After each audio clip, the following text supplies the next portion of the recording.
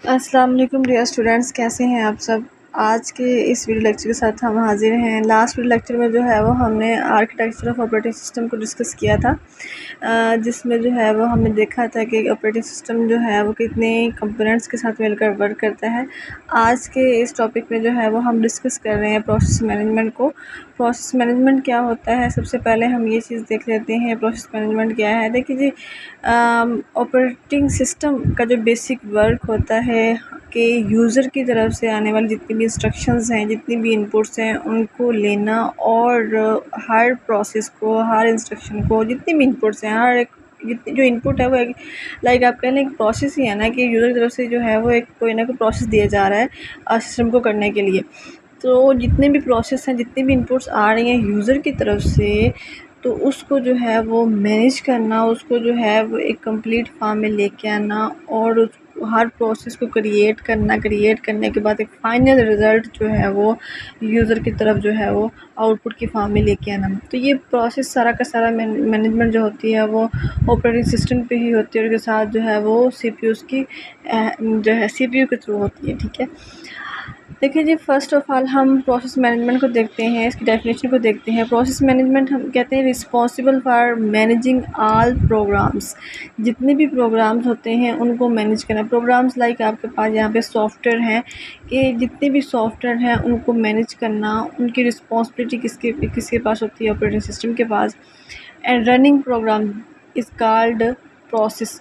जो प्रोग्राम जो है वो रनिंग स्टेट में, यानी कि प्रोग्राम यानी कि जो सॉफ्टवेयर जिस पे आप वर्क कर रहे हो, जो अभी जो है वो जिस पे वर्किंग स्टेट पे है, उसे हम कहते हैं process. Process management ensure that each process gets resources is need.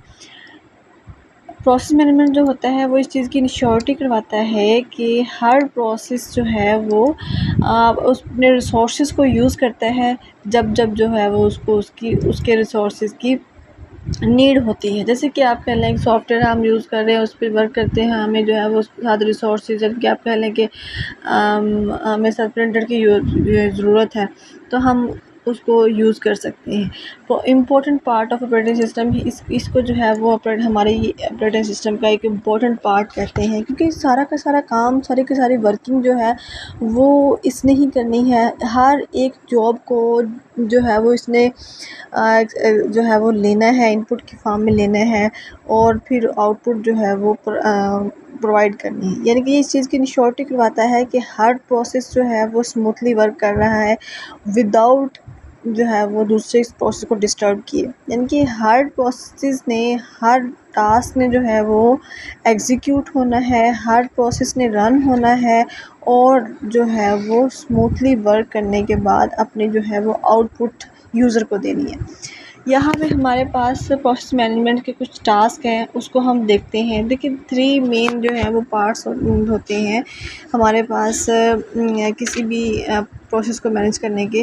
That is first one is creation, execution and termination. ठीक है, ऑपरेटिंग सिस्टम जो है वो फर्स्ट देखते हैं क्रिएशन को। ऑपरेटिंग सिस्टम जो है वो हमारे फर्स्ट जितनी भी हमारे प्रोग्राम होता है, जो भी सॉफ्टवेयर है, उसको first of all ready state में लेके आता है। That is called creation. वो बताता है ऑपरेटिंग सिस्टम के हम अब मेमोरी को, ठीक है, देखिए ना, आप कोई भी प्रोग्राम है लाइक आप जो है वो MS वर्ड पे काम कर रहे हैं, तो MS वर्ड जब ओपन करते हैं, that is called creation. And वो जो होगा वो आपकी मेमोरी से जो है वो CPU से जो है वो आपके रनिंग स्टेट में रैम में चला जाता है। बताता है कि अब ये जो प्रोग्राम है, जो सॉफ्टवेयर है, ये वर्क करने के जो है वो काबिल हो गया है। That is called creation. Operating system loads into memory give resources देने के लिए जो है वो CPU मेमोरी में जो है वो प्रोग्राम को, सॉफ्टवेयर को जो है वो एक्टिव स्टेट में ले आता है। एग्जीक्यूशन कहते हैं activity learning and performing task. अब हमने एग्जांपल लिया माइक्रोसॉफ्ट MS वर्ड की, हमने इसको ओपन कर लिया, इस पर वर्क कर रहे हैं और हर टास्क परफॉर्म कर रहे हैं। हम जो है वो कोई ना कोई चीज़ टाइप करते हैं, उसको साथ सेव करते हैं, that is execution. And termination हम कहते हैं process finish and close can be use other process, कि एक प्रोसेस हमारा फिनिश हो गया, हमने इस पे काम कर लिया है, ओके क्लियर है, अब हम नेक्स्ट प्रोसेस की तरफ जा रहे हैं। It is termination. Creation means अभी हमारा स्टार्ट है, न्यू है। एग्जीक्यूशन मीन्स कि हम जो है वो उस पर एग्जीक्यूट कर रहे हैं, हम उस पर रनिंग स्टेट में हैं, क्या टास्क परफॉर्म कर रहे हैं, कौन सा काम हो रहा है, कौन सी इंस्ट्रक्शन दी जा रही हैं। एंड टर्मिनेशन मीन्स कि हमारा process at the end clear हो गया, कट हो गया, अब हम जो है वो नेक्स्ट प्रोसेस की तरफ जा रहे हैं। अच्छा, इसमें जो है ना वो साथ एक यहाँ पे आपकी बुक पे ऐड नहीं है, वो आपके पास होता है वेटिंग स्टेट। यहाँ पे एग्जीक्यूशन के साथ ही होता है वेटिंग स्टेट ना। तो जो वेटिंग स्टेट होता है वो आपके पास सम टाइम जो है वो उस टाइम आती है वेटिंग स्टेट, जब आपकी जो है ना वो नंबर ऑफ़ इनपुट्स जो है वो यूज़र की तरफ से आ रही हो, और जो है वो एक प्रोसेस चल रहा हो, दूसरा प्रोसेस चल रहा हो, तीसरा प्रोसेस चल रहा हो। तो उस कंडीशन में जो है वो जो हमारी जो पीछे एक तो प्रोसेस वो जो चल रहा हो, दूसरा प्रोसेस वो होता है जो अभी रहता है, बन के अभी पीछे पड़े हुए हैं 2-3 प्रोसेस पीछे, वो जो प्रोसेस होते हैं वो वेटिंग लिस्ट में चले जाते हैं, दैट इज़ वेटिंग स्टेट।